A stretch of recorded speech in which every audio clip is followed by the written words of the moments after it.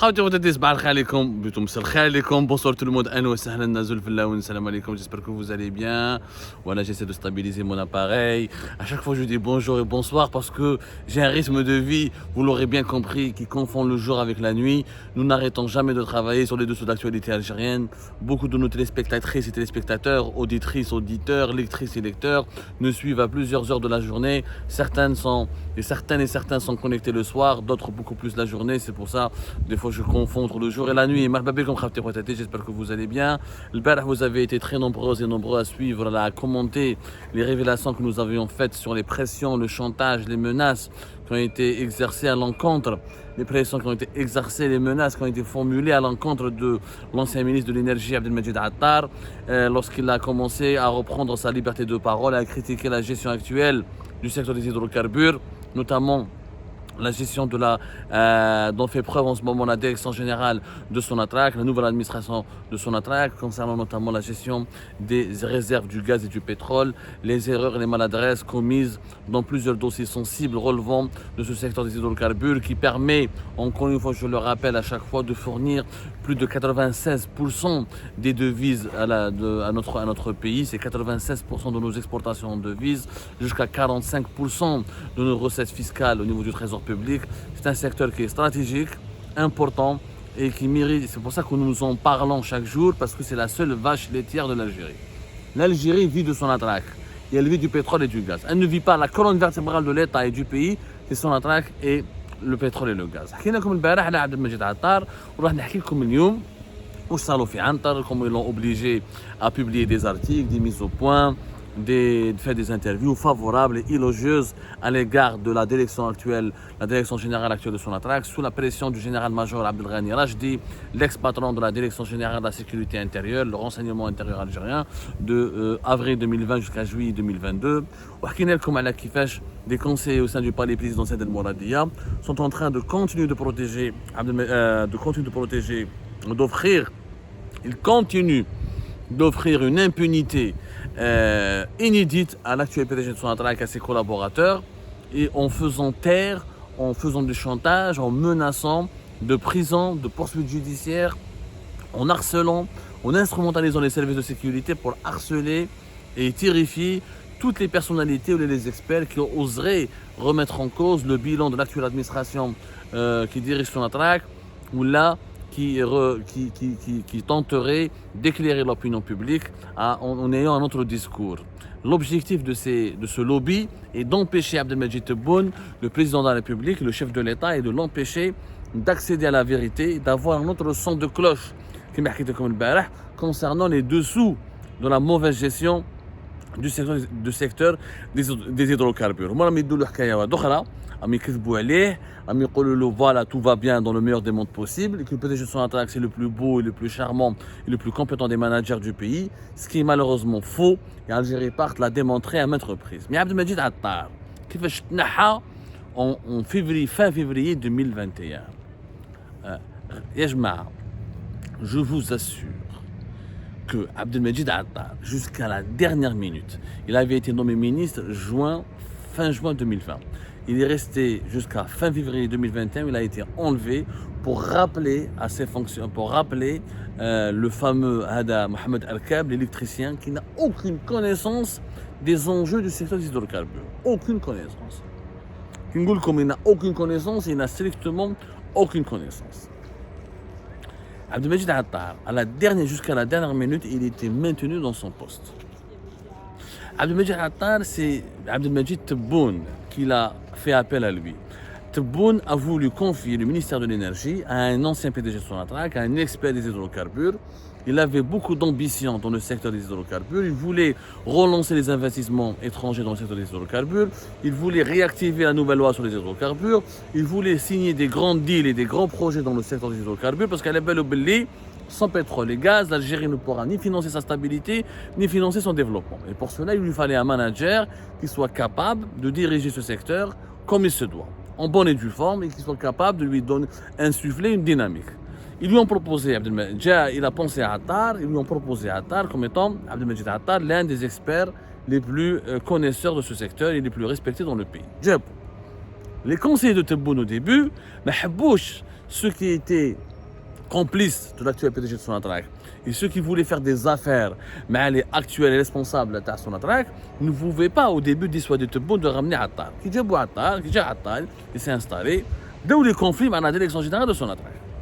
Le principal conflit et le sujet, l'enjeu majeur en ce moment dans le secteur du pétrole et du gaz algérien, et pour lequel, et à cause duquel plutôt, Abdelmajid Attar a sauté, c'est le projet pétrochimique de Skikda.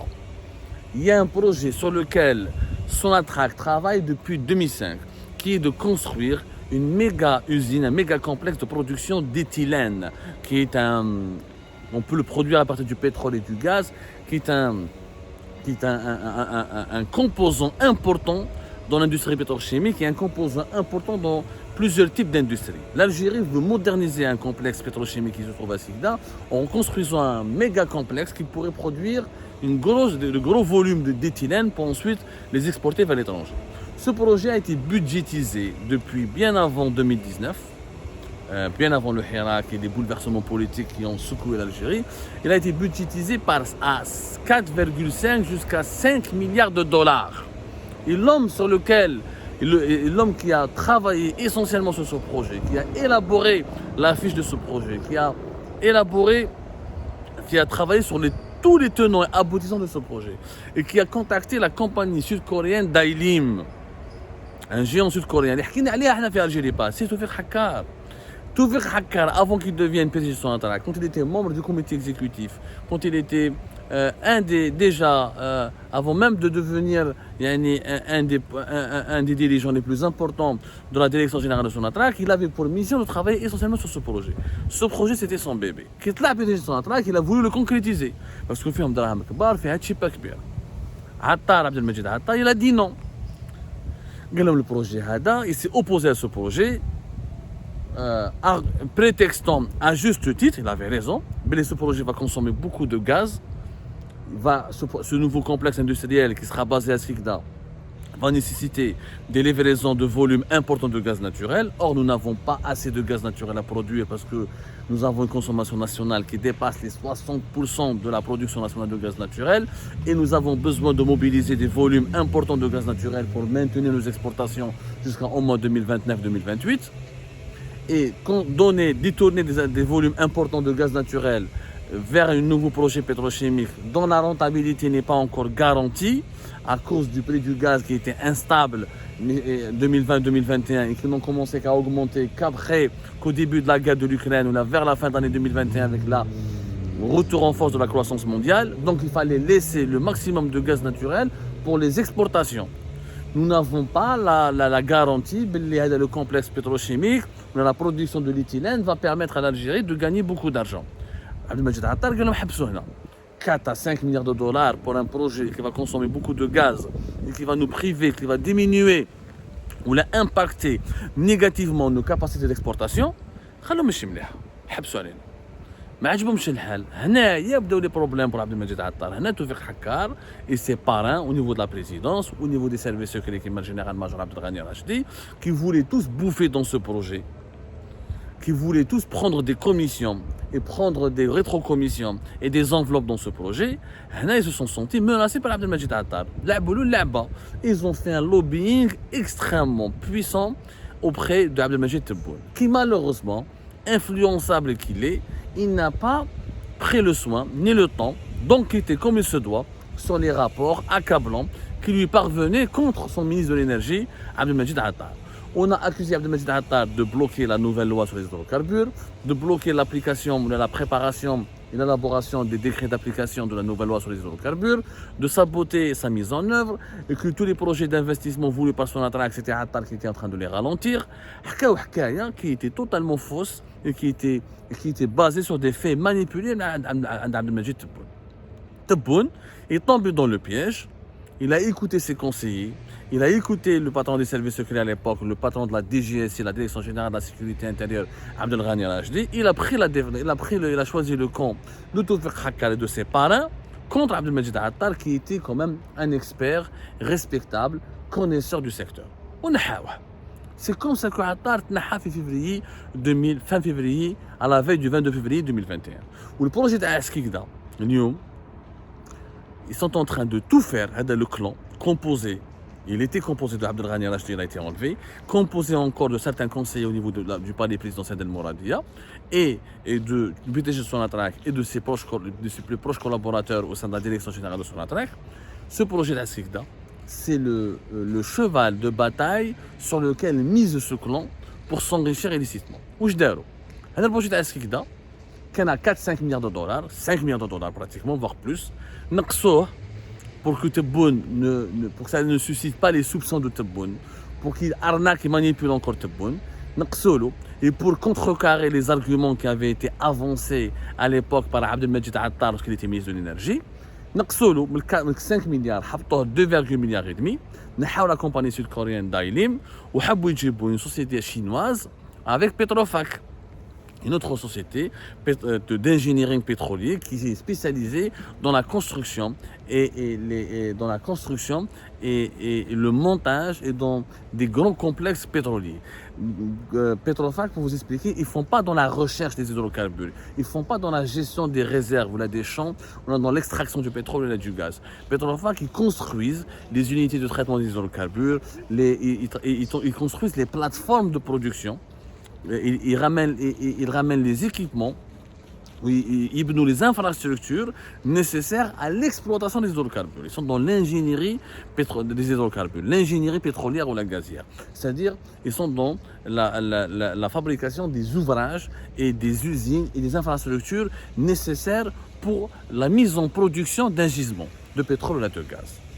D'ailleurs, ils ont été condamnés en octobre 2021 pour des affaires de corruption par la justice britannique. Ils sont impliqués dans des grosses affaires de corruption en Irak, notamment, et dans des pays de l'Afrique, dans des pays de l'Afrique subsaharienne producteurs de pétrole.